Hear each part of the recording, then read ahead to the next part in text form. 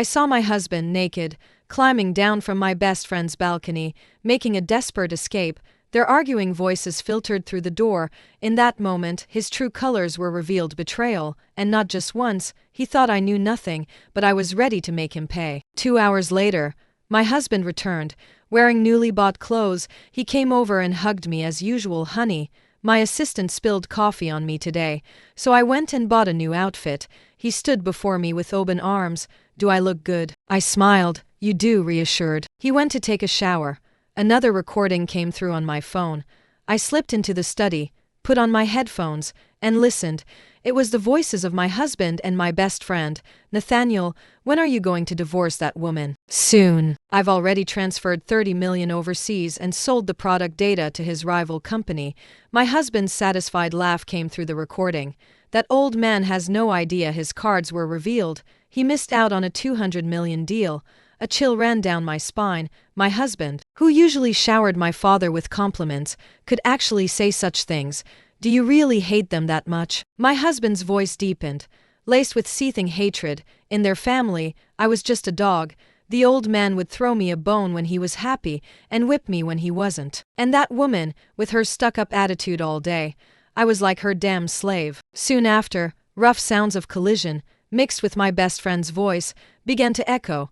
I couldn't stop trembling. It was only because his poor management had caused significant losses to the company recently that my father had him gain experience in middle management. He had agreed readily at the time, but I never imagined this was what he truly thought behind my back. During college, Nathaniel pursued me for 4 whole years. He was smart and handsome, the heartthrob in many girls' eyes, but I never developed feelings for him. It wasn't until the second semester of my senior year of college, during a class reunion dinner, that I ran into some thugs on my way to the restroom. Those thugs reeked of alcohol and forcibly dragged me to a secluded grove, where they began to pull off my clothes. In my despair, Nathaniel appeared and shielded me. That day, to protect me, he was stabbed 3 times by the thugs. After graduation, with my strong recommendation, Nathaniel joined my family's company and was quickly promoted with my father's support. It was only natural that we got married. I had never imagined this was how he truly saw me. The door opened, and Nathaniel, seeing my unhappiness, rushed over, asking me countless questions. Normally, to please me, he would even crawl on the floor and let me ride him like a horse. I had thought it was just a playful intimacy between us. Who knew he was doing all this with a heart full of humiliation? Believing I was trampling on his dignity, I coldly pushed him away and returned to my bedroom alone. Soon after, a knock sounded outside the door. Elara, I won't disturb you if you're upset. I've prepared some food for you. Eat when you're hungry. If you want anything else, just call me, and I'll make it for you. After he left, I opened the door. On the table were my favorite dishes, along with various sliced fruits. After we got married, Nathaniel fired the housekeeper. He handled all the household chores and cooking, saying he didn't trust anyone else's cooking. Unable to argue with him, I could only do more chores outside of work, striving to manage our little home well. Because of this, my parents were very pleased with him, saying I had become much more independent after marriage. But all of this, it turned out, was just his pretense. For an entire year, all his kindness towards me had secretly harbored disgust and hatred. But what had I done wrong? I proactively contacted the person who had sent me the messages. When I arrived at the agreed-upon location, it turned out to be an acquaintance. Silas threw a stack of documents onto the table, our company's latest bidding data. Apparently, this was also taken from Nathaniel. Silas narrowed his eyes at me, with an air of exasperated disappointment. Elara, is this really how you choose a husband? He wore a helpless expression. Ever since we were little, whenever I got into trouble, he would look at me with that same expression, but then turn around and solve all my problems for me. However, ever since that year, he left without a word. I had long grown accustomed to handling things myself. Seeing my silence, his attitude softened.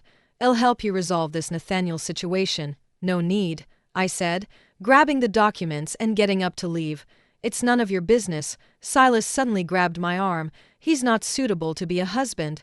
How about me instead? He had a playful grin on his face, but there was a hint of seriousness in his eyes. I smiled back at him. All right, let's see what you've got then. To be honest, my feelings for Nathaniel weren't that deep. It had begun with a moment of gratitude, but if he had been sincere with me, I would have walked through life hand in hand with him. Unfortunately, all he wanted was money. In that case, I'm sorry. I called my father and stripped Nathaniel of all his authority in the company. For a period after that, Nathaniel spent his days idle at home. He didn't know what had gone wrong, and his attitude towards me became increasingly solicitous. He often brought up wanting to visit my father. I directly refused him every time. My best friend also started coming over more frequently. My best friend Chloe, my college roommate, was from the same hometown as Nathaniel. After and I got together, her relationship with me naturally grew closer. After and I got married, she also found a boyfriend, but he was always busy and never showed his face. But I knew that her so-called boyfriend was already a father of two. Chloe was helping me organize my bags in the closet. Elara, why did you buy so much again? The shelves are full. She picked up a Chanel chain-strap mini bag and stood in front of the mirror. This color is so unique. It really matches my outfit today. I gave a small smile. Then it's yours. She immediately rushed over and hugged me joyfully. Elara, you're too good to me. I don't know how I can ever repay you. It's fine. Just consider it payment for helping me take care of my husband, what? She stared blankly at me, her eyes filled with disbelief. I smiled. Didn't you cure him with a home remedy from your hometown when he was sick last time? She let out a visible sigh of relief. We're friends. It's what I should do. That obvious reaction. And I had never noticed. I gave a self-deprecating laugh, but I didn't expect that. Not long after, Nathaniel would bring Silas home. Elara, this is Mr. Silas, Nathaniel said, shedding his usual gloom and introducing Silas to me with a joyous expression. Nathaniel wanted to transfer company assets, but he currently couldn't access the company's core operations. I figured Silas must have given him some advice for the two of them to team up, but I wasn't worried. Nathaniel was no match for an old fox like Silas. Ms. Elara, hello. He didn't call me Mrs. Nathaniel. He called me Ms. Elara. Nathaniel paused for a moment, then warmly welcomed him inside. Chloe was in the kitchen cutting fruit, and Nathaniel said Age go in to help her. I opened the surveillance app on my phone. On the surveillance screen, Chloe was at the cutting board slicing fruit. Nathaniel excitedly embraced her from behind and kissed her. Chloe turned her face to meet his kiss, her expression a mix of nervousness and shyness. I had seen such scenes quite often these past few days. My husband was having an affair in the kitchen just beyond the wall, while his wife watched as an audience member. Anyone would find such a scene bizarre. I glanced at Silas. He was watching the surveillance screen expressionlessly. A thought sparked in my mind, and I got up and sat in his lap. His body instantly stiffened, and he leaned back against the sofa. What are you doing? Ignoring his surprised gaze, I wrapped my arms around his neck and quickly pecked him on the lips. I didn't feel anything special. Just as I was about to get up, a pair of large hands pulled me firmly into his embrace. The next second, an aggressive kiss enveloped me. He kissed me deeply and fiercely. I was almost breathless, and my heart pounded uncontrollably, so the feeling of illicit passion was actually quite thrilling. Silas had a fresh, herbal scent that filled my senses with his kiss. My body went limp, and he held me close against his chest. For a moment, all I could hear was the loud thumping of our hearts. Sounds came from the kitchen. Silas bit my lip gently, quickly pulled me to his side, then grabbed the phone from the table and put it away. Nathaniel came over, carrying sliced mango. My heart was still pounding wildly, and my breathing was uncontrollably short and quick. Elara, why is your face so red? Nathaniel's gaze swept between Silas and me. It might be too hot, honey. Do we have any chilled watermelon? I'd like some. Nathaniel immediately went to the kitchen to cut watermelon, not forgetting to grab the remote control and lower the temperature before he left. Chloe's smile was a bit stiff. Elara, you're so lucky to have such a wonderful husband like Nathaniel, who treats you so well. She joked with me as usual, but only now did I hear the bitterness in her words. Nathaniel soon brought over the sliced watermelon, sat beside me, and began feeding me with a fork, suppressing my nausea. I ate it with a smile. For the next 2 minutes, whatever fruit I pointed to, Nathaniel would attentively fork it up and bring it to my mouth. Chloe's face grew increasingly unpleasant, watching her forced smile. I turned to Nathaniel. Honey, my foot hurts. Could you rub it for me? Nathaniel immediately put down the fork and took my foot into his lap. Elara, I don't feel well. I'm going home. Chloe abruptly stood up, but seemed to lose her balance and stumbled towards the floor. Nathaniel instinctively rose to steady her. Catching my gaze, Nathaniel quickly let go of her, practically tossing Chloe onto the sofa. Chloe's expression grew even worse. "Let take you."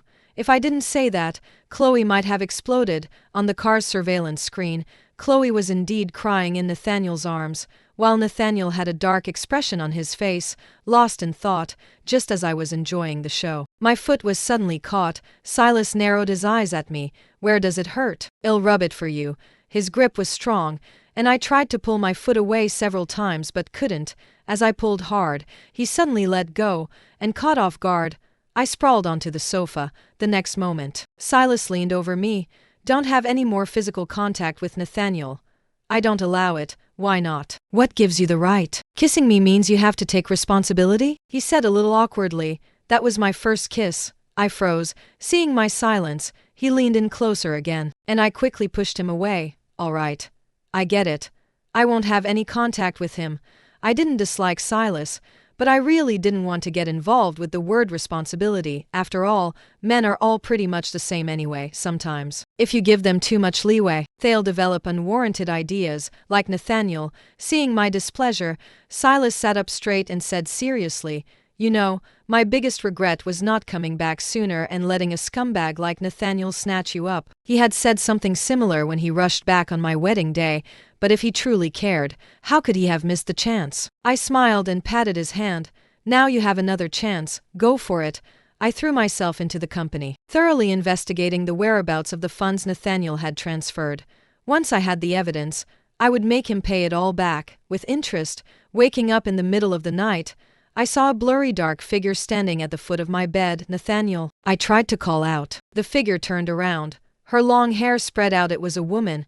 I struggled to get up, but I couldn't move. I could only watch as the woman drifted to the window and jumped down. I woke up with a scream. It was just a dream. Gasping for breath, I calmed myself down. I reached out to turn on the light, but it didn't come on. The woman crawled back in through the window, trailing fresh red blood behind her. She crawled towards me in a grotesque posture. I couldn't move again, frozen on the bed, watching her slowly crawl onto my bed. Her hand covered mine, and I felt the sticky, cold sensation of blood. My nostrils were filled with the metallic scent of blood. I woke up with a scream again. It was still a dream. Startled awake, I realized I was standing in the kitchen, holding a chicken and cutting it. Chicken blood streamed down the cutting board, and my hands were sticky with cold chicken blood. The smell of blood permeated the entire space. Was I sleepwalking? The light turned on, and Nathaniel appeared behind me. "Elara, why are you killing a chicken in the middle of the night?" He walked over, helped me wash the blood off my hands, and led me to the bed in the bedroom. He also poured me a glass of milk. "Call me if you need anything. Get some rest." After giving his instructions, he left the bedroom and closed the door. I looked at the glass of milk and fell into deep thought.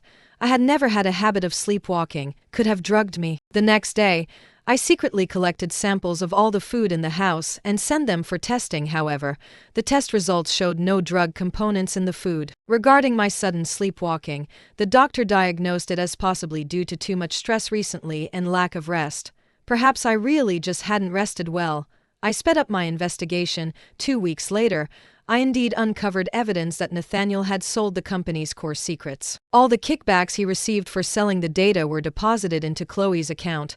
Besides astronomical compensation, he would also face imprisonment. The moment the evidence and divorce papers were laid before him, Nathaniel knelt on the ground, weeping bitterly. He clung tightly to my legs, pleading for me to give him another chance. But after learning his true colors, how could I ever trust him again? However, at that moment, my head suddenly grew hazy again. The world spun, and everything went black. When I woke up, I was in a dilapidated warehouse, my hands and feet bound with ropes. Hearing a sound, Nathaniel walked in. He had a look of crazed delight on his face. "Didn't expect it, did you? That I, Nathaniel, would dare to do something like kidnap you." He reached out and pressed my face to the ground. The damp, cold sensation made me shiver. "Princess, how does it feel to have your dignity trampled upon?" I sneered. "Respect yourself, and others will respect you. Debase yourself, and others will debase you. If you feel looked down upon, perhaps you should first look for the reason within yourself. Shut up." He slapped me across the face, and my mouth instantly filled with the coppery taste of blood. I subtly rotated the ring on my finger. those who debase themselves are debased by others. From childhood, I always had the best grades, but just because I was from a poor background, everyone discriminated against me. The first time I confessed my feelings to someone, that woman just glanced at my shoes, and her eyes were full of pity. The next day, she sent me a pair of shoes. He suddenly let out a crazed laugh, staring directly at me. Do you know what I did? I gave those shoes to some thugs from outside the school, and that thug wearing those shoes raped her. A wave of dread washed over me. Seeing my stunned expression, he embraced me and said softly, "Don't worry, I won't do that to you. You never discriminated against me." A wave of revulsion swept over me, but I dared not make a move, letting him close his fingers around my neck. "But you were always so high and mighty. You and your father, you never respected me. I chased you for 4 years, and only after I got stabbed did I finally catch your eye. You didn't want a husband. You wanted a loyal dog." Blinded by greed, true feelings are ignored. Through his eyes, tainted by greed, all that sincerity and kindness had turned into schemes. He was a pitiful person, but pity, once tainted by evil, becomes detestable. I never thought that way. Stop pretending. Let me tell you, those thugs back then, I deliberately hired them. How could I possibly be attracted to someone as arrogant and disgusting as you? From the very beginning, all I cared about was your money. He played the humble, subservient role on the surface, but his heart was full of schemes. I only regret not discovering his true colors from the start. It's the same now, since you didn't obey me obediently. I'll have to punish you a little. He raised his phone to show me. It was a photo of a car accident scene. The wrecked car in the back was my father's. You're insane. I shrieked. I am insane. He picked up a syringe. I originally intended to use gentle methods, but since you didn't play along, I had to resort to forceful measures. This is a hallucinogen. After this injection, you'll become completely mentally ill. He approached with the syringe. Good girl, don't be scared. I'll visit you at the mental institution, and I'll manage the company well. The moment the syringe entered my body, I gripped the sharp knife in my hand and stabbed towards his eye. The sharp knife, disguised as a pendant, had been hanging around my neck. Since the day I started sleepwalking, I had been prepared. Warm blood sprayed onto my face as he clutched his eye in pain and staggered back a few steps. At the same time, the warehouse door was forced open from the outside. My rescuers had arrived. The ring had a GPS tracker inside. The moment I rotated the ring, the location signal had already been sent out. Under the influence of the drug, I spent my days drifting in and out of hazy sleep, punctuated by waking from nightmares, unable to even tell the time. When I woke up again, I saw Silas sitting by the bed. I thought I was dreaming, and I hazed over and closed my eyes again. "Elara," he spoke, and there was unmistakable weariness in his voice. I opened my eyes. He looked exhausted. His eyes were bloodshot, and there was a slight stubble on his face. I remembered. Every time I woke from a nightmare, he had been by my side. "How's my father?" "Your father is fine. Thanks to your prearranged plans, he wasn't in that car at the time." I let out a sigh of relief. "What about Nathaniel?" Silas adjusted the hospital bed so I could sit up more comfortably, then said, "He's locked in my basement." I was completely relieved. Handing him directly over to the police would be too easy for him. After I recovered a bit, I went to see Nathaniel, accompanied by Silas. His left eye had healed, leaving only a scar on his face in the dim basement. It took him a while to recognize me. "Elara, I shouldn't have been merciful to you. I should have made my move on you sooner." "Oh really? Well, it's too late for regrets now." He had never been merciful to me. After the food tested fine that day, I sent everything else I had used for testing. It turned out that ever since our wedding day, he had been poisoning my cosmetics. The toxins seeped from my skin into my bloodstream. Now, I could no longer get a full night's sleep. As I approached, Nathaniel instinctively recoiled. So, he could feel fear too. I took out a syringe and injected it into his body. He deserved to experience the torment of endless nightmares for himself. I moved back to the family estate. At night, I kept the lights on, afraid to fall asleep, terrified of reliving those horrifying visions. Just as I thought I couldn't bear it any longer, a figure climbed in from the balcony. It was Silas. Our families were neighbors. His room's balcony was adjacent to mine. "Why are you back here too?" "For the beautiful princess." His smile was radiant, and in his hand was a copy of Grimm's Fairy. I cringed so hard my toes curled. In kindergarten, influenced by the princesses and fairy tales, I insisted that Silas call me beautiful princess for 3 years. This cringeworthy title finally stopped when I developed a sense of shame in elementary school. Seeing my embarrassment, his smile widened, and his eyes curved into crescent moons. He sat on the floor, leaning against the bed, and read me a fairy tale. Just like when I couldn't sleep as a child, he would always lull me to sleep this way. Just as I was about to drift off to sleep, I heard Silas softly say, "I'm sorry." Remarkably, I slept a full night when I saw Nathaniel again. He was so thin he was almost barely recognizable. He lay sprawled on the ground in a daze, not waking even when I approached. It seemed he was also being severely tormented by nightmares. Sensing someone in front of him, he flailed his limbs in terror, recoiling into the corner, muttering incoherently, "Get away, Sophia. Don't come for me. I didn't do it." The Sophia he was muttering about was the girl he had orchestrated to be raped that year. After calming down and seeing it was me, he forced himself to be lucid and said coldly, "Elara, you'd better just kill me directly. The crimes I committed. My sentence would only be for less than 10 years. Once I'm out, I'll follow you every second of every day." He laughed manically. I also laughed manically. "Who said I was sending you to prison? Talented individuals like you, of course, will be sent to a remote facility." He froze for a long time. "The 30 million I transferred, don't you want it anymore?" I smiled. "A mere 30 million. Consider it my divorce gift to you. Once you're at the remote facility, you can grease some palms to make your life easier." The 30 million had already been recovered otherwise. How could I willingly send him away? It's just that he was in the basement and hadn't received the news. A month later, Nathaniel was blindfolded and sent to a remote facility. Reportedly, as soon as he arrived, he met with the leader there, claiming he had a grand 30 million plan to discuss in detail. The leader, enticed by the 30 million, listened to his grand plan for 2 hours, but when he sent people to check, they found only 250 left in the account. Enraged, the leader ordered all his associates to give Nathaniel special attention.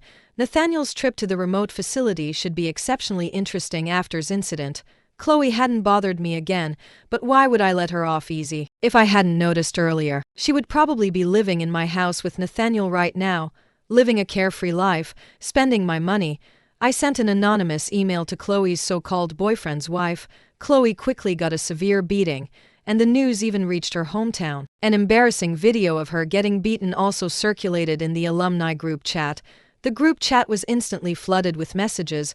Classmates who usually couldn't stand her flaunting her luxury goods came out one after another with mocking and sarcastic comments. Chloe hid for a while, and after the gossip died down a bit, she showed up at my door again. She pulled out a USB drive, which surprisingly contained candid photos of me. "You wouldn't want these pictures to leak out, would you?" Then quickly let Nathaniel go. It seemed she still had some genuine feelings for Nathaniel. Unfortunately, their genuine feelings were too cheap, mixed with too much self-interest. I suddenly became curious as to when she and Nathaniel had gotten involved. "Nathaniel and I are mutually in love. You only caught Nathaniel's eye because you have money." I was completely baffled. If you're mutually in love, how could you tolerate each other being with someone else? "What do you know? We're enduring humiliation and biding our time. He promised that once we had money, we would go live overseas together." I chuckled. "He is indeed overseas right now." "No way. How could he leave alone?" Chloe didn't believe me and threatened to leak the pictures. I, in turn, pulled out a set of videos to show her. In the videos, Nathaniel was stripped naked and suspended in the air, while one person was mercilessly whipping him.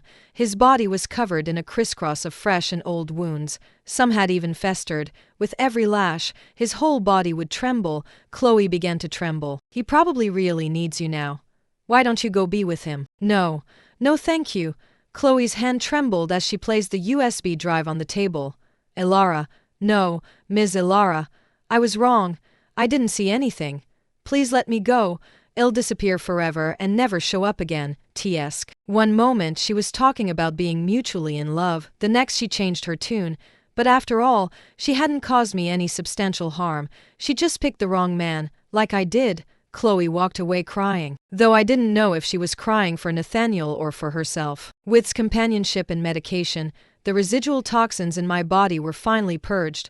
I no longer had to be haunted by nightmares all day, and the world became beautiful again. However, I had gotten so used to Silas reading stories to me every night that now, if I didn't hear them, I couldn't sleep, but that guy started playing hard to get and refused to read to me no matter what. One day, I unexpectedly received an invitation from Sophia.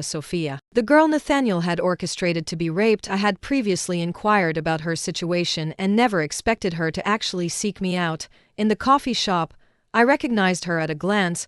It was a hot summer day, yet she wore long sleeves, long pants, and even a hat. She stood out awkwardly among the other girls dressed lightly for summer. I knew it was post-traumatic stress. That malicious act had left an indelible scar in her heart. She seemed a bit agitated when she saw me. Ms. Ilara, she looked around nervously. I came here to tell you that Nathaniel is not a trustworthy person. It turned out that ever since she heard Nathaniel and I were together, she had been trying to contact me to tell me the truth, but each time she was blocked by Nathaniel, who threatened to have her raped again. Out of fear, she hid in another city. It wasn't until Nathaniel disappeared that she mustered the courage to seek me out again. When she spoke again, her face was already streaked with tears. I never discriminated against him. I personally painted a pair of shoes for him because I wanted him to know I had feelings for him, but his expression changed the moment he saw the shoes. The next time I saw those shoes, they were on someone else's feet.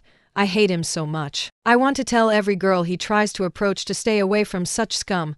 I showed her the video of Nathaniel at the remote facility.